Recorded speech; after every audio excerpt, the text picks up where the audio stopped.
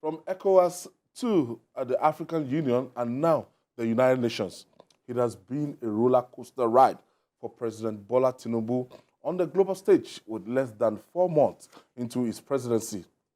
President Tinubu addressed world leaders at the 78th United Nations General Assembly in New York, where he made solemn call for a crackdown on terror financing, economic sabotage, and illicit arms smuggling in developing societies. President Tinubu noted that his aggressive economic diplomacy push for new investment has been effective in presenting Nigeria as business ready. Let's share the story from TVC News. Femi Akonde with you. Just outside the United Nations headquarters, people are making their way inside. Ahead of President Bola Tinubu's speech to the UN General Assembly, his first address on the biggest global stage as the leader of Nigeria. Inside the General Assembly hall, President Bola Tinubu takes to the rostrum to deliver a broader message that transcends beyond Nigeria and cuts across Africa. He called for a crackdown on terror financing, economic sabotage, and illicit mineral and arms smuggling in the developing world. Our entire region is locked in protracted battle against violent extremists. In the turmoil, a dark channel of inhuman commerce has formed. At the same time, mercenaries and extremists with their lethal weapons and vile ideologies invade our region from the north. This harmful traffic undermines the peace and stability of the entire region. President Bola Tinubu is bold about his declaration that Nigeria is open for business and a promise of return on investment for multinationals willing to come in and explore the abundance of opportunities in the country. We welcome partnership with those who not mind seeing Nigeria and Africa assume larger roles in the global community. The question is not whether Nigeria is open for business. The question is how much of the world is truly open to doing business with Nigeria, and how Africa is an equal, mutually beneficial manner. Just like other world leaders, President Tinubu committed to the global climate action and pledged that Nigeria and other African nations will cooperate with the fight against climate change. But there is a caveat to this. African leaders will fight climate change on their own terms. Climate change severely impacts Nigeria and Africa. I also lament the grave loss of life in Morocco and Libya. The Nigerian people are with you. Please note that. African nations will fight climate change, but must do so on fair and just terms. Beyond the flowery speech at the United Nations, there seems to be a lot of excitement and optimism generated by what the speech translates to for the people in the country and on the continent. They commended Nigeria's new posture of leadership in Africa. The coming days will be busy for President Bola Tinubu as he continues to push Nigeria's investment drive and fast-track national growth and opportunities. Femi Akonde, TVC News, New York. Julie, I'm kind of surprised. The delivery of Mr. President, compare it to his delivery during the electionary process and everything. But since he got to this position now, you can see yesterday I took my time, I listened to this speech, and I saw the delivery as wonderful. You see, what we told them at that time that they didn't believe was the fact that this man flogged his body thoroughly during the campaigns. A lot of the people who will make fun of an old man sleeping in the palace of anemia, we saw them during the reading of the judgment of the presidential election petitions court. Some had not even listened for up to 30 minutes. They were already in dreamland, including journalists. I mean, if they had not sat in that court for up to 30 minutes, they were gone. Gone. Otilo. You know? It's like the song that Hot Kid and Zlatan sang. We are support Otilo. You don't go. No traces. That song now. They were gone. But you will mock Tinubu for falling asleep in the palace of anemia. That is a man who will not go to bed until like 4 a.m. during those campaigns. And before 9 a.m., some people are already at his door. So when you flog your body that much, it has to tell. There's no way that it won't tell. Even we are much younger, some of us lazy folks, we travel to Abuja, come back the same day, we will not go to work, we just go straight home to go and enjoy the comfort of our homes. And we had people who were doing up to 3 rallies in one day sometimes. Back to back. And other engagements apart from rallies. So by the time he went to France to rest and came back, it was a different Tinubu that we were seeing. Somebody said that it looks like this man conned us during the campaigns. That is it not the same man that was saying Bala Blue? You know, since he came back from France, he has not given them a single soundbite. They've been looking for it with fine-tooth comb. They got, you know, the kind of light that those Yoruba hunters of those days use, that they will put on their heads. They use carbide to yes, fire. they put that kind of a lamp on their heads, looking for soundbite.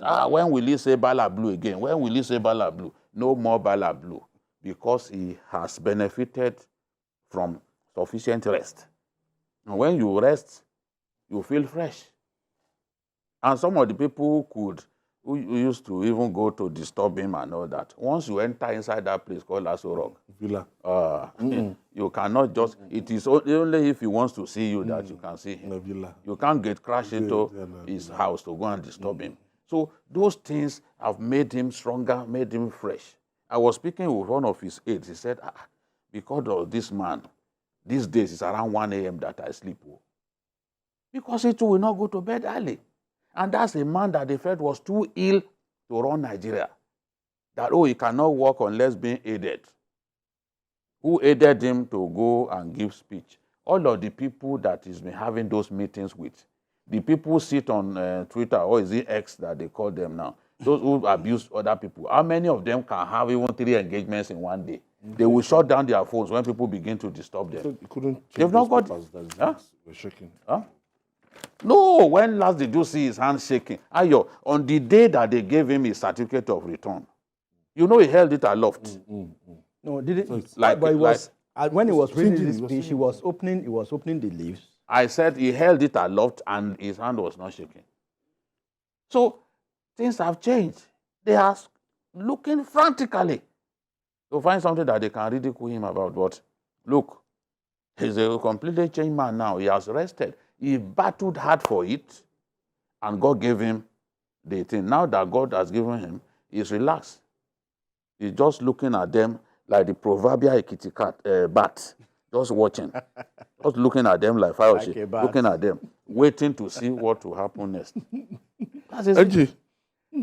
So let's go to the subject matter now. The 20-minute speech delivered by Ashwaju yesterday, I've listened to it like 5 times, and I've had commentaries. It's one of the best speeches by any Nigerian president. I'm not saying it's the best. I said one of the best, before they will say I'm overpraising him now.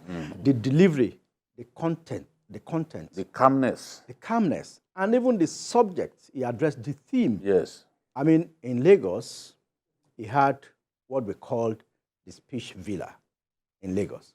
I don't know what they call it in Abuja, but whoever put that together, I mean, did a fantastic job. And I know that it's only one person. Of course. I mean, the team that put it together, of course. I know Tunde Rahman, Dele Alake, the chief of staff, Gbajabi Amila. Those three are very key. I am very sure of that.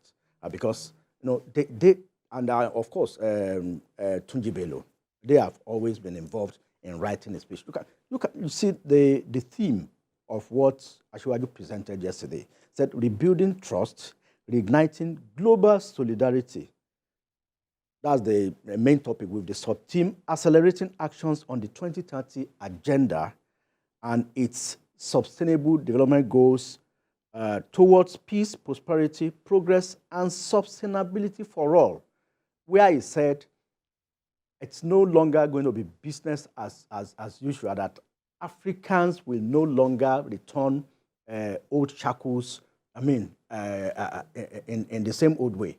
And that Africa is going to deal with the issue of climate change, but at our own terms. You are not going to dictate to us. You are not going to say you are sending a gay ambassador to us and that we must take it hook, line, and sinker just because in exchange for AIDS. In exchange for AIDS. No. You can't force things down our throats any longer. And are the kind of things we were asking for before post World War II, when UN came into being. I mean, that those things are different now. And although you acknowledge that, yes, we still have the issues of a leadership that we need to deal with amongst ourselves, but the UN must not continue to see Africa as a mere a protege of things that... Or a continent to be exploited. Or a continent to be exploited. About, yes, the exploitation. Democratic Republic of Congo. Yeah, Congo. They've been at war all these years. And But the exploitation of that extremely rich country... We are going there and taking their gold.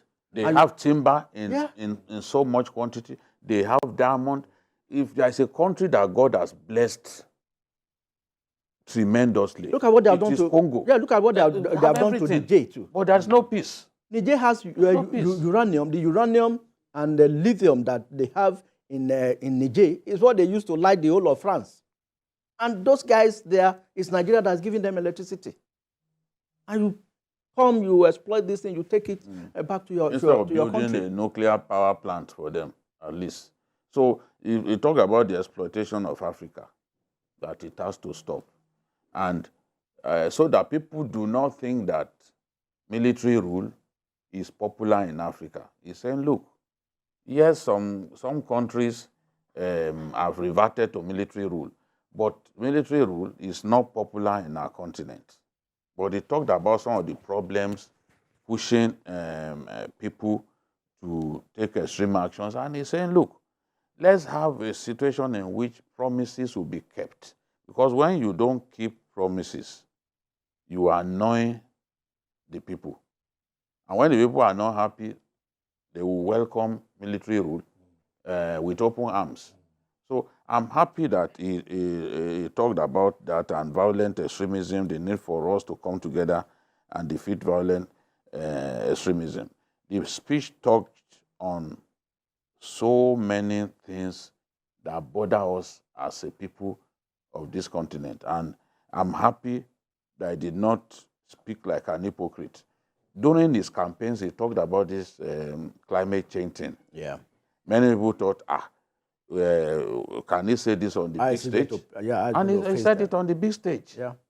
That's how you know a president who is confident in his beliefs and who is not an hypocrite. He said it on the big stage. It will be on our own terms. And he said, we are not going to dictate the terms for us. Yeah, he said we are going to embrace it on a fair and just terms on our own.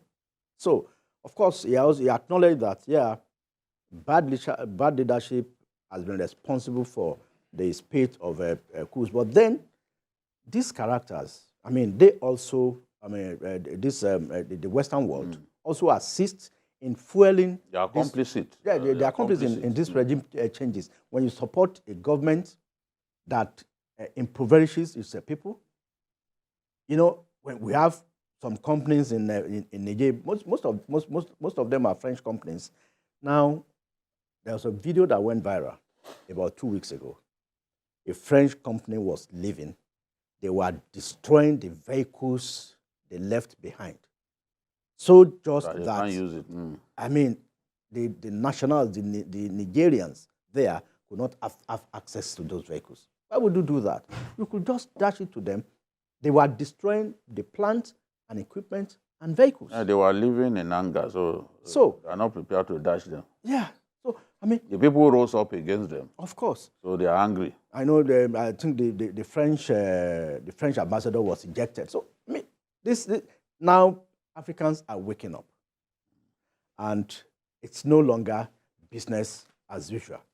And the kind of demands we make in Africa now are quite different from those of a post-war Europe. The president said that during the speech. Fantastic speech. All right. Independent judiciary, enhanced welfare of judges, and quick dispensation of justice are some of the challenges facing the judiciary in Nigeria. Stakeholders in the judiciary will be engaged in discussing on these issues and more during the coming 2023 Court of Appeals Legal Week.